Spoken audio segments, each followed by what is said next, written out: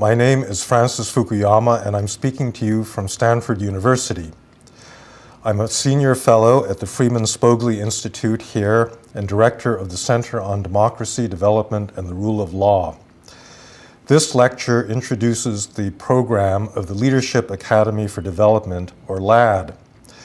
LAD is a case-based teaching program that puts students in the position of policymakers who have to face real-world challenges in reforming policy for the sake of private sector development. You can't have development without economic growth, and you can't have economic growth without a vigorous private sector. Getting public policy right with regard to the private sector is therefore critical to the problem of development altogether. What I'd like to do in this introductory lecture is to provide you with a conceptual framework for thinking about how the state relates to the development of the private sector. Let's begin by talking about what it is that the government does. The slide that you see comes from the 1997 World Bank World Development Report, which was entitled "The State in a Changing World."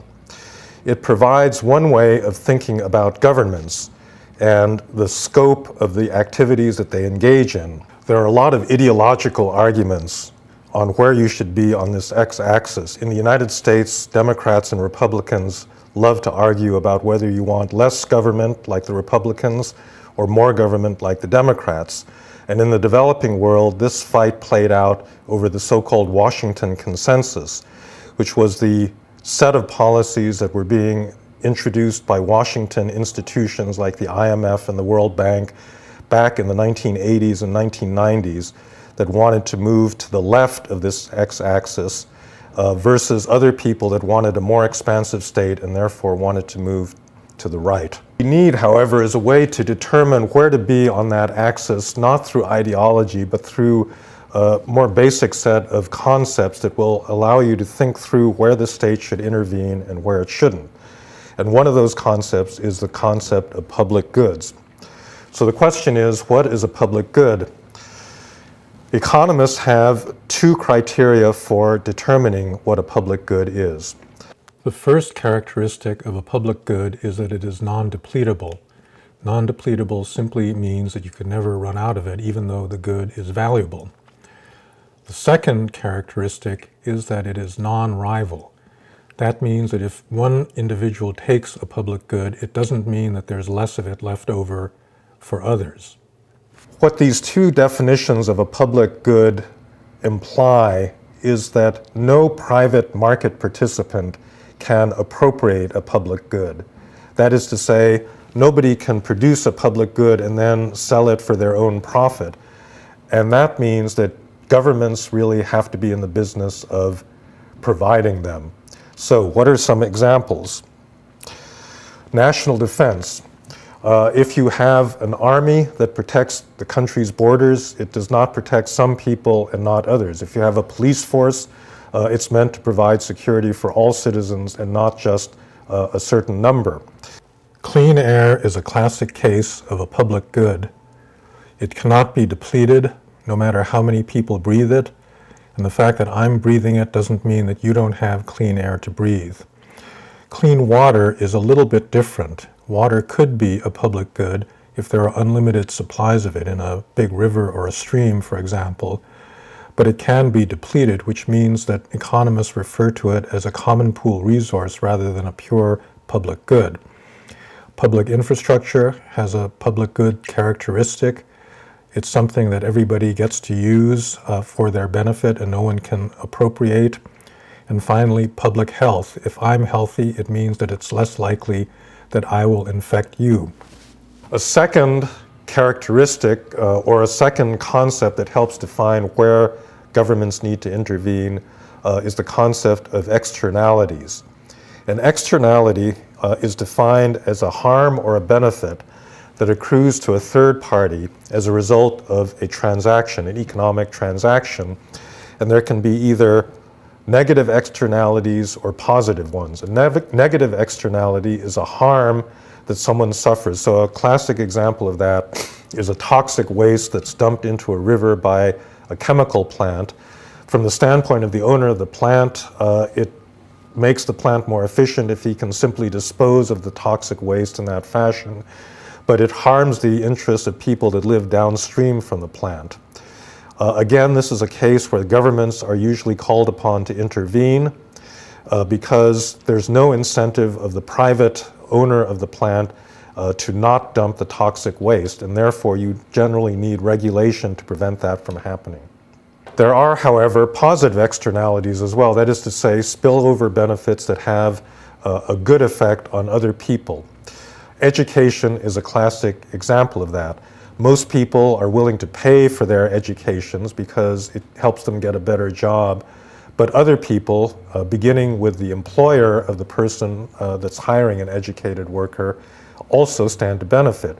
And for that reason, governments usually see fit to provide free public education up to a certain level because it helps economic development as a whole. So these basic economic concepts, public goods and positive and negative externalities, form the conceptual basis for thinking about necessary state functions. No economist, no matter how dedicated to free markets, would argue that the state doesn't have an obligation to provide for public goods and to control for positive and negative externalities. In addition, there is what's called regulating information asymmetries. In many instances, let's say a buyer will have less information about the product that he or she is buying than the seller. A classic case of this is a used car where the owner of the used car will know that there's a hidden mechanical problem, but the buyer won't be able to detect this. You see this also in food and drugs. There was a period in the United States history before the creation of the Food and Drug Administration when anybody could advertise a so-called patent medicine without any testing to see whether the drug was safe or efficacious, and as a result, companies could sell drugs that were actually poisonous to individuals with complete impunity. Another example of information asymmetries has to do with public listings of stocks. The reason you have a Securities and Exchange Commission is to force disclosure of inside information about the future performance of a company to potential public buyers of the company's stock. That's a case of an information asymmetry. Another case where governments tend to intervene quite legitimately is in the regulation of natural monopolies. Many public utilities have this characteristic, the provision of water, of electrical power, of telephone connectivity, internet connectivity. Oftentimes these are done more effectively if there's a single monopoly provider, but then if you are running a monopoly, you have the ability to drive up the price to a level that benefits you as the monopolist and not the consumer. The first four items on this list are ones in which there's general agreement that the state has a legitimate role. The extent to which states do any of these functions, however, is controversial. For example, regulating information asymmetries takes a fair amount of state capacity. Not every society has a stock market, and very few states actually have the ability to certify the safety and efficacy of new pharmaceutical products. It is, moreover, very easy to overregulate. Many states require too many procedures and checkoffs in order to do simple things like export a product or register a new business.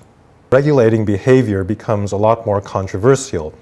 Most governments are asked to do things like suppress gangs or encourage people to lose weight or to stop smoking, but the degree to which they intervene in private behavior is often very controversial. Abortion is something that has been a big fight in very many countries, and a lot of people would say it's not the business of the government to do this, and others would say it is. When you get to the question of redistribution and social safety nets, you get a lot more controversy. Almost everybody would say that governments have some obligation to take care of poorer citizens, to provide unemployment insurance and job training and the like, but oftentimes these programs are very expensive, they're not sustainable in a fiscal sense, and therefore the exact level of a social safety net is something that is highly contested.